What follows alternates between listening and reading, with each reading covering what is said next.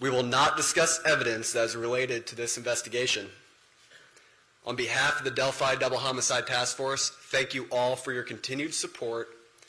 I would now like to introduce to you our first speaker, Superintendent of the Indiana State Police, Doug Carter.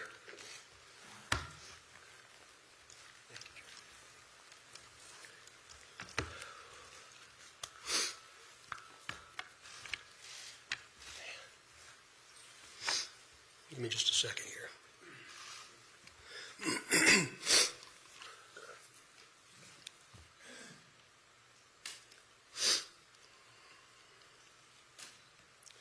Seldom do I have prepared remarks, but today is different because I do not want there to be any confusion or ambiguity with what I will say. Today is not a day to celebrate, but the arrest of Richard M. Allen of Delphi on 2 counts of murder is sure a major step in leading to the conclusion of this long-term and complex investigation.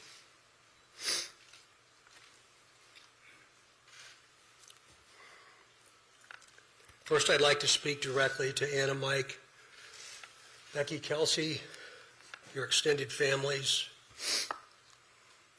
along with the entire Delphi community that certainly has grown and now includes our nation and even many countries around the world. I am proud to report to you that today, actually last Friday, was the day, and an arrest has been made.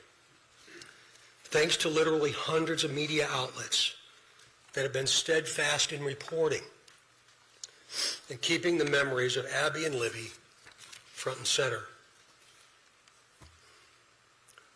Many of you in the room have developed relationships with me personally, and you know I always have a personal perspective, and today's no different.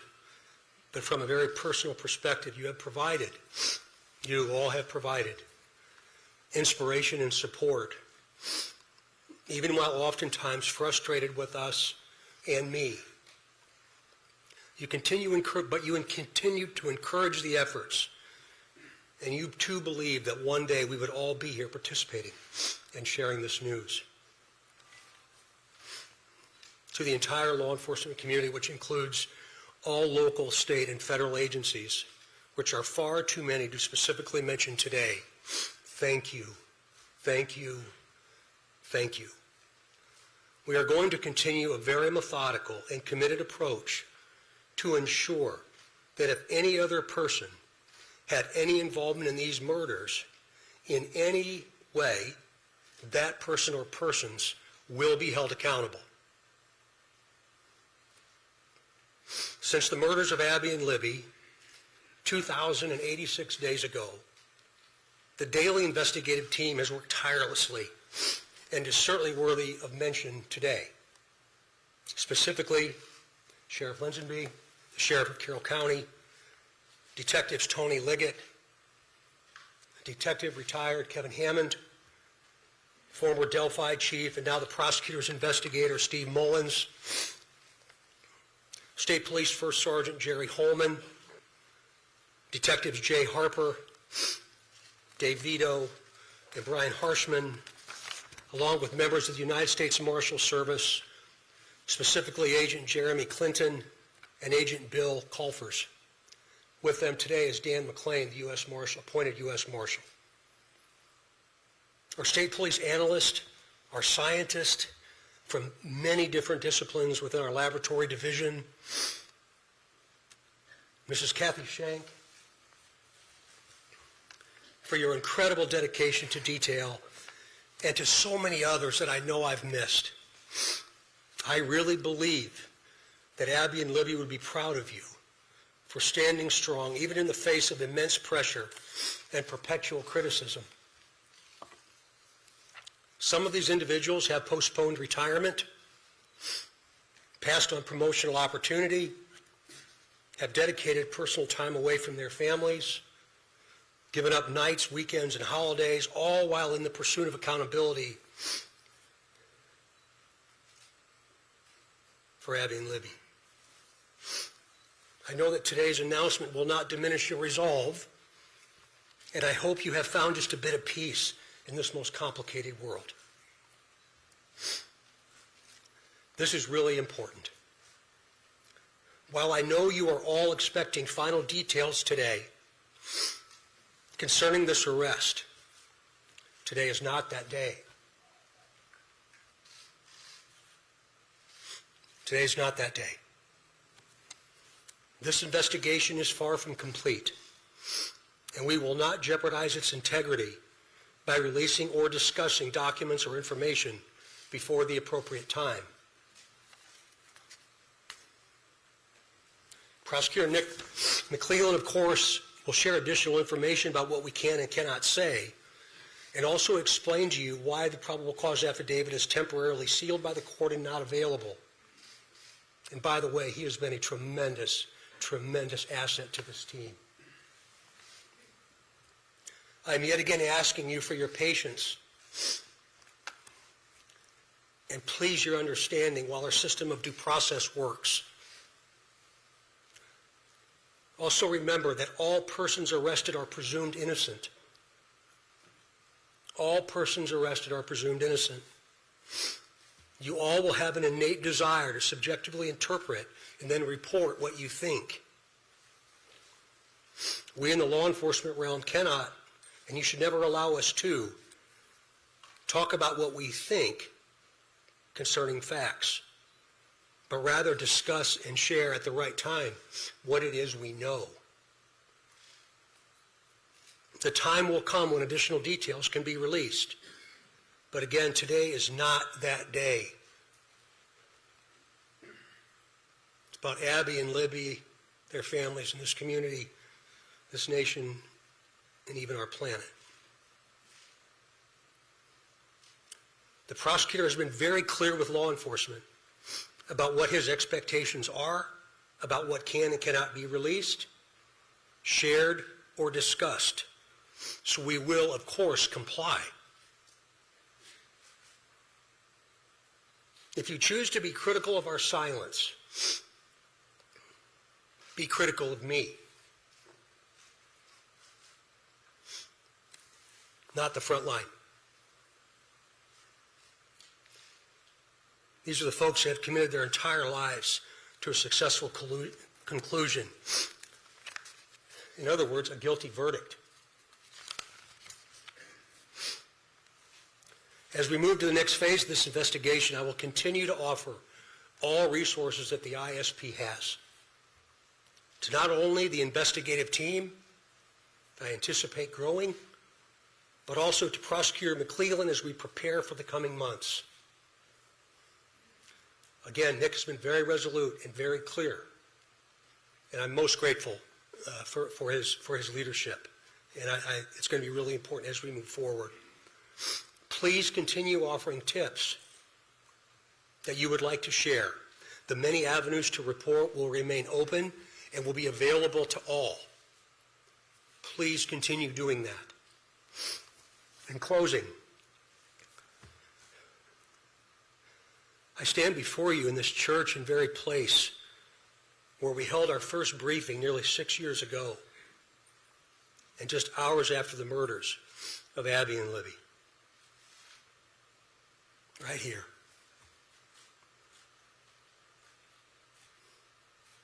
Pulling in today, I wasn't really sure what emotion I would experience. But peace came over me. And I didn't expect that to happen. And I hope all of you, with all the different responsibilities you have from around the planet today, have felt some of that as well. But remember, we're not done. I think what we all have experienced proves that together there's nothing we cannot do. But more importantly, giving of ourselves, all of us,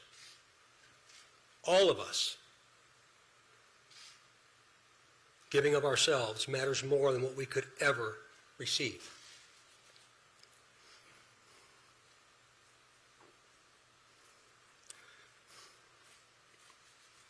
Abby and Libby, though in death, have had a profound effect on so many of us, on how we live,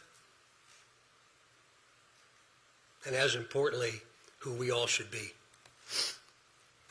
I would now like to introduce to you my friend and the Carroll County Sheriff, Tom Ledsby, for his remarks. Sheriff.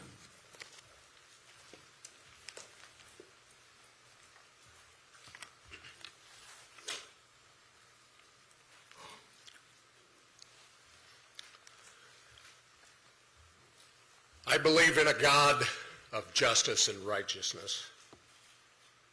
Today, I believe that same God has provided us with justice for Abby and Libby. As Sheriff of Carroll County, Indiana, I want to publicly and sincerely thank each individual who played a role in helping us during this 5.5-year investigation. Whether it was in an investigative capacity, providing tips, cards or letters of suggestions or encouragement, phone calls, and thousands of other countless ways of communicating. I earnestly thank those who prayed for this moment in time. We now move forward through the Indiana criminal justice system, allowing the system to provide its due diligence and process in providing that justice which is owed Abby and Libby, their families, and this community. Thank you.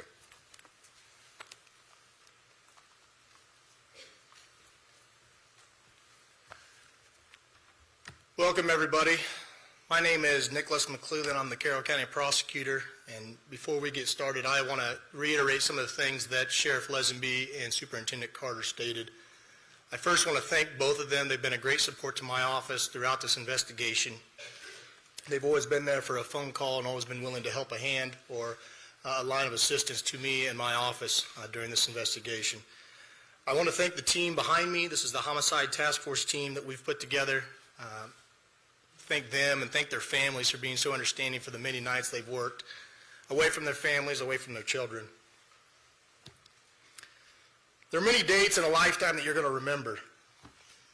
The date your children are born, the date you're married, the date you buy a first house, the date Abby and Libby went missing. One of those dates was last Friday, October 28, 2022. At that time, we had gathered evidence to formulate a PC that we submitted to the court, and the judge did find probable cause for an arrest of Richard Allen. He's been charged with 2 counts of murder for the murder of Abigail Williams and Liberty German. This investigation is still very ongoing. We're keeping the tip line open, the tip email open. We encourage everybody to continue to call in tips, not only about Richard Allen, but about any other person that you may have. For that reason and for the nature of this case, the probable cause and the charging information has been sealed by the court. I've been very clear to everybody that per the court order, we cannot talk about the evidence that's in the probable cause or the evidence that's in the charging information. That will become evident to you at some point and it will be released, but right now is not that day. Today is about Abby and Libby, focusing on them. Mr. Allen has had his initial hearing. He's entered a preliminary plea of not guilty. The matter has been set for a pretrial on January 13th at 9 a.m., 2023, and a trial date of March 20th, 2023 at 9 a.m. He is presumed innocent. We will have an opportunity and day in court when we can present the evidence that we have against him. But until that day, he is presumed innocent. I want to open up to a few limited questions from the audience. But again, keep in mind, we are not going to talk about the evidence that we have in this case or about the charging information. We cannot. Those things have been sealed by the court. And so I want to open up a few questions. Prosecutor, when did Richard Allen become a suspect, and do you think he acted alone? Again, that's part of the investigation, so I'm not going to talk about those things. What I can say is that we have probable cause established by the court for his arrest, and he is in custody. He's being held currently without bond. I'm sorry? Again, that gets into the evidence we have of the investigation, and I know from everybody it's frustrating. I know everybody, not only reporters, but the family, everybody wants to know more information. I understand it's frustrating, but my goal is to maintain the integrity of this case. Superintendent Carter, you had said that you believe that you had spoken to the suspect or the suspect's family 2 years ago. Is this man one of those people? Again, I appreciate the question, but we're getting into the timeline of events, and today's not the time to do that. Can you talk about how rare it is? Family, I know you've had a lot of conversations with them. You were almost in tears pretty much when you started off this press conference. Can't imagine how emotional it is for everybody that's worked on this case. What was your conversation first like with the family that when you were able to tell them you finally got the suspect? It was a very personal moment for me, and I think it was a very personal moment for them, for all of us that have had interaction with the family. We developed a relationship that I think is going to last at least one lifetime, and maybe a second. So it was a very, very, very sad yet a very humbling experience. Superintendent, you asked for tips, detective work, there was a reward for $325,000. Did this all come together to make this nexus? Is that the combination of all three things that led us to this day, or is it one or the other? Well, eventually you'll be able to see what led us to this day, but again, today's not that day. To include the reward, you mentioned that, Raphael, about the reward itself, and again, very premature for us to talk about that. There's still a tremendous amount of work to do. Superintendent, what would you say that Abby and Libby have taught you in depth that we can remain to continue on with?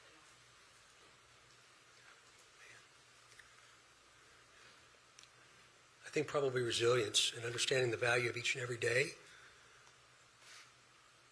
That today was the day, but I didn't anticipate they ever thought today would be their day. And I feel like I've known for a long time.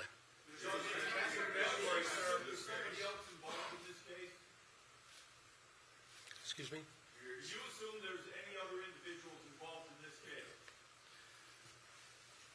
We haven't closed the door on the investigation, and so that's why we keep the tip line and the tip email open.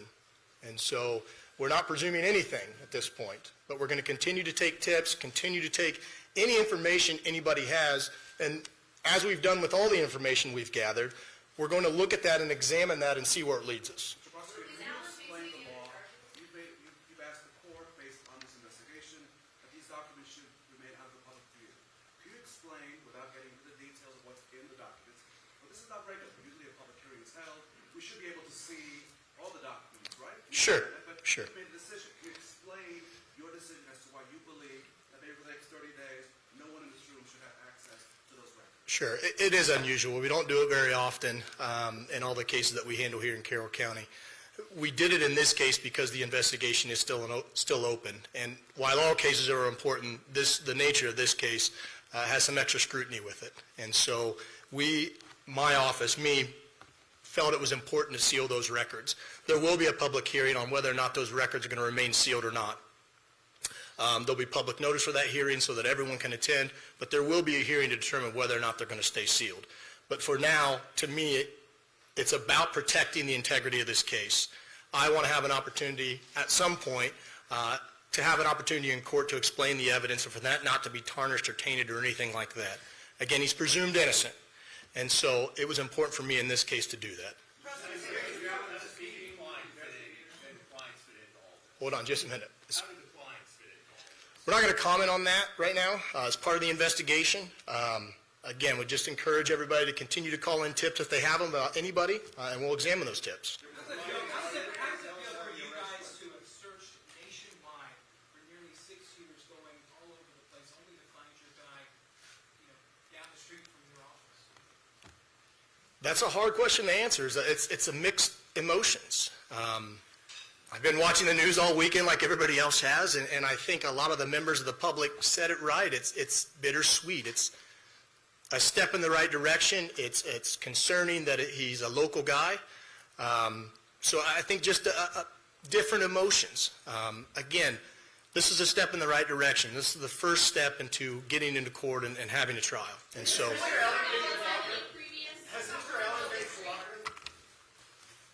All right. That concludes our press conference today.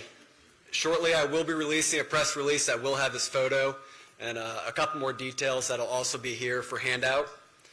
That'll also be on the Indiana State Police Lafayette Post Facebook page. Right after this press conference, I'm going to send it out. There's also hard documents in the back. Thank you all for taking the time to be here today, and be safe as you travel home.